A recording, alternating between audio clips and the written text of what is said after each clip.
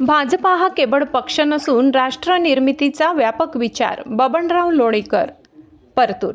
भारतीय जनता पक्षाच्या विचारसरणीचा प्रवास काल, आज आणि उद्या या विषयावर माजी मंत्री व आमदार बबनराव लोणीकर यांनी सखोल मार्गदर्शन करत कार्यकर्त्यांना प्रेरित केले.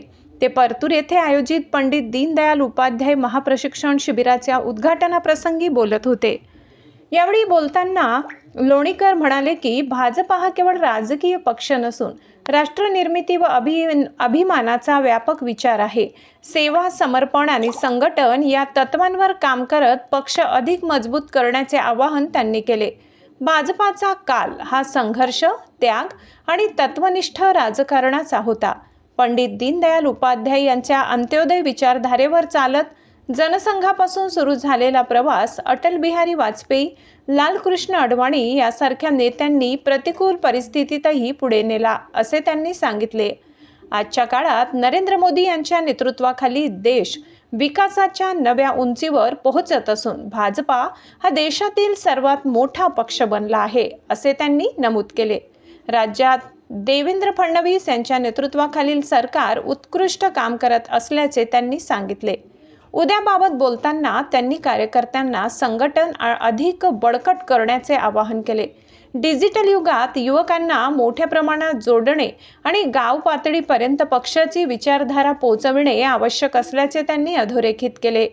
जागतिक परिस्थितीवर भाष्य करताना त्यांनी इराण अमेरिका तणावाचा भारतावर थेट परिणाम होणार नाही असा विश्वास व्यक्त केला.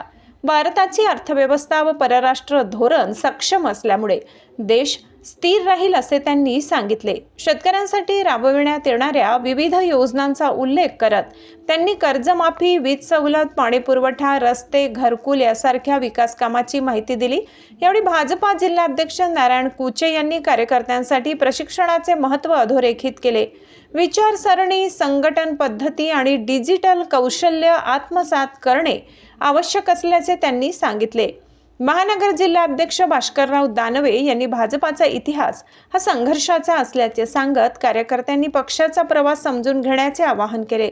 माजी जिल्हा परिषद सदस्य किशोरआबा पवार यांनी पोखरा योजना, प्रधानमंत्री किसान सन्मान निधी आणि प्रधानमंत्री आवास योजना याची माहिती देत या योजना शेतकऱ्यांसाठी उपयुक्त ठरत असल्याचे सांगितले.